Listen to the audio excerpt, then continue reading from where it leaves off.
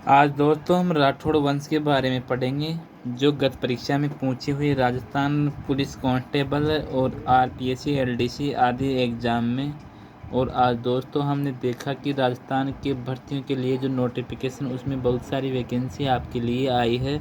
तो दोस्तों अब आप अपनी एग्ज़ाम को ध्यान में रखते हुए अपनी तैयारी पर जैसे पहले लगे हुए थे उस प्रकार ही वापस लग जाइए। दोस्तों मैं इस चैनल के माध्यम से आपको जीके, कंप्यूटर संबंधित आदि तैयारी करवाऊंगा, तो आप इस चैनल से जुड़े रहिए। और अगर आपने चैनल को सब्सक्राइब नहीं किया है तो सब्सक्राइब भी कर लीजिए, और वीडियो अच्छा लगे तो लाइक करिए। दोस्तों मैं इन एग्ज़ाम में ज़रूर ही आपका एग्ज़ाम सिलेक्शन होने के लिए मैटर डालूंगा इस चैनल पर, तो प्लीज़ आप इस चैनल को सब्सक्राइब करें। दोस्तों अब देरी न करते हुए हम अपना पहला क्वेश्चन शुरू कर रहे हैं। यानी राठौड़ शब्द निम्न में से बना है जो दक्षिण की एक जाति थी। यानी दक्षिण की कौन सी जाति थी जिससे राठौड़ शब्द का निर्माण हुआ है? तो इसमें राष्ट्रकूट, दूसरा मराठा, तीसरा राष्ट्रकुल, चौथा कोई भी नहीं। तो दोस्तों इसमें ऑप्शन नंबर फर्स्ट होगा राष्ट्रकूट। यानी दक्षिण में जो राष्ट्रकूट थी उनसे संबंधित या उनसे संबंध माना जाता है राठौड़ों का। यानी राठौड़ शब्द भाषा में एक राजपूत जाति के लिए प्रयुक्त हुआ है, जिसे संस्कृत में राष्ट्रकूट कहते हैं।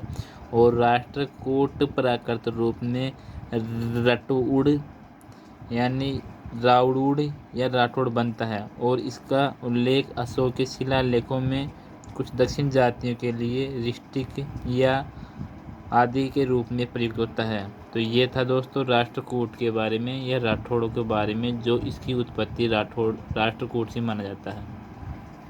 अगला क्वेश्चन है दोस्तों, औरंगजेब की मृत्यु तक अपने को स्वतंत्र करने का प्रयास करने वाला राजपूत राज्य था? तो मेवाड़, दूसरा ऑप्शन है पथेरी ग्राम, तीसरा ऑप्शन है जमेला ग्राम, चौथा ऑप्शन है मारवाड़। तो इसमें मेवाड़ है या फिर पथेरी ग्राम है या फिर जमेला ग्राम है या फिर मारवाड़? तो दोस्तों इसमें मारवाड़ ऑप्शन नंबर 4 हो जाएगा। मारवाड़ राज्य ही एक ऐसा राजपूत राज्य था जिसने औरंगजेब की मृत्यु तक अपने आप को स्वतंत्र करने का प्रयास किया था। और औरंगजेब के समय मारवाड़ का शासक कौन था?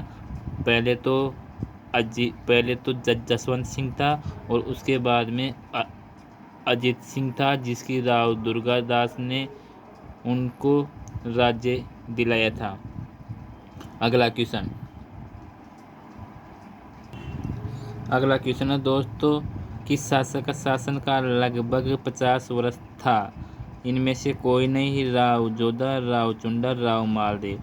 तो दोस्तों इसमें 1438 से लेकर 1489 तक लगभग राव जोधा का कार्यकाल था। इसमें ऑप्शन नंबर 2 होगा।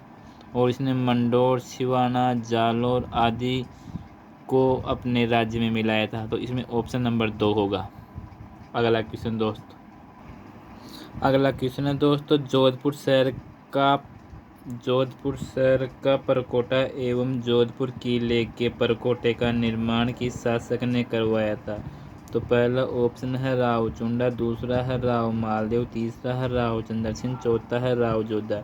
तो दोस्तों राव जोधा का कार्यकाल 1438 से 1489 ईस्वी तक था, और इसने मंडोर, फलौदी, पोकरण, सिवाना, नागौर आदि पर अपना स्थापत्य किया था, और शक्ति संगठन के रूप में जाना जाता है ये। और इसने 1459 में जोधपुर नगर की स्थापना की थी और उसको राजधानी बनाया था।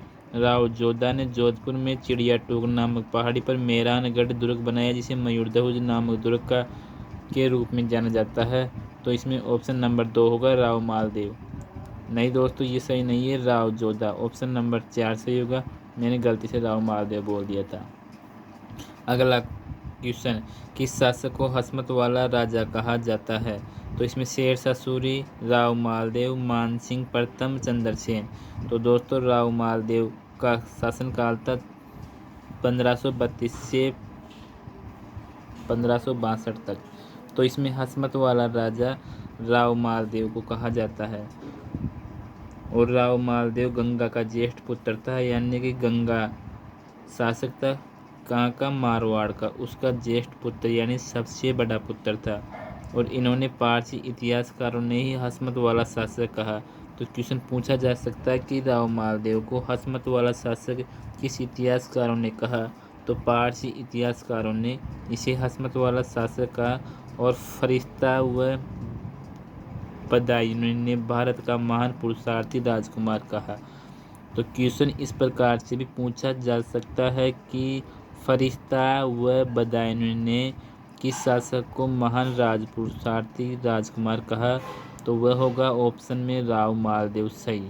कन्नौज के युद्ध में 1540 ईस्वी में पराजित हुए हुमायूं द्वारा शरण मांगने पर इन्होंने इनकार कर दिया था। यानी कि जब कन्नौज का युद्ध 1540 को शेरशाह और हुमायूं के बीच में लड़ा जा रहा था, उस समय ये हुमायूं द्वारा मालदेव से सहायता मांगी थी। तो उस समय ये हुमायूं को राव मालदेव ने इनकार कर दिया था। और 1541 व 42 में जिसे पहाइबा या साहिबा के युद्ध में बीकानेर के राव जेत सिंह को राव मालदेव ने हराया था। तो दोस्तों इसमें ये क्वेश्चन मालदेव के बारे में जानकारी अतिरिक्त ऑप्शन नंबर कौन सा सही होगा? ऑप्शन नंबर 2 सही होगा, राव मालदेव। अगला क्वेश्चन दोस्तों, राठौड़ शासकों जो 52 युद्धों के नायक और 58 परगनों का स्वामी रूप में प्रतिष्ठित माना जाता है। यानी कि राठौड़ शासक यानी कि दोस्तों वो कौन सा राठौड़ शासक जो 52 युद्धों के नायक और 58 परगनों का स्वामी के रूप में प्रतिष्ठित था? तो ऑप्शन नंबर फर्स्ट होगा चंद्रसेन, दूसरा होगा मालदेव, तीसरा होगा मानसिंह, चौथा होगा जोध सिंह। तो दोस्तों वह शासक था मालदेव। यानी मालदेव शासक को 52 युद्धों के नायक व 28 परगने का स्वामी के रूप में प्रतिष्ठित माना जाता है। और पारसी इतिहासकार फरिश्ता के अनुसार हसमत वाला राजा या मालदेव के राज्य में 28 परगने एवं 52 युद्धों में विजय प्राप्त की थी। मारवाड़ की ख्यात के अनुसार भी मालदेव 52 युद्धों का विजेता माना जाता है। अगला क्वेश्चन है दोस्तों, मारवाड़ की ख्यातों के अनुसार किस शासक ने 52 युद्धों में सफलता प्राप्त की थी? राव मालदेव, राव गंगा, राव चुंडा, राव जोधा। तो दोस्तों इसमें ऑप्शन नंबर फर्स्ट सही होगा, राव मालदेव। यानी राव मालदेव को पारसी इतिहासकार फरिश्ता के अनुसार 28 परगने व 52 युद्धों में विजय माना जाता है। वह मारवाड़ की ख्यात के अनुसार भी 52 युद्धों का विजेता माना जाता है राव मालदेव को। और इसका शासन काल था दोस्तों 1532 से 1562। और इसने कन्नौज के युद्ध में हुमायूं द्वारा शरण मांगने पर इनकार कर दिया था। और पाहेबा व साहिबा का युद्ध जो 1541 व 42 को लड़ा गया था, उसमें बीकानेर के राव जेत सिंह को हराया था। और एक युद्ध था जो शेरशाह के साथ लड़ा गया था, उसका नाम है सुमेलगिरी का युद्ध, जो जनवरी 1544 में लड़ा गया था। तो उसमें किसकी हार हुई थी दोस्तों? आप सभी ये बताना, क्या राव मालदेव की हुई थी या शेरशाह की? अगला क्वेश्चन दोस्तों ये राव मालदेव के बारे में है।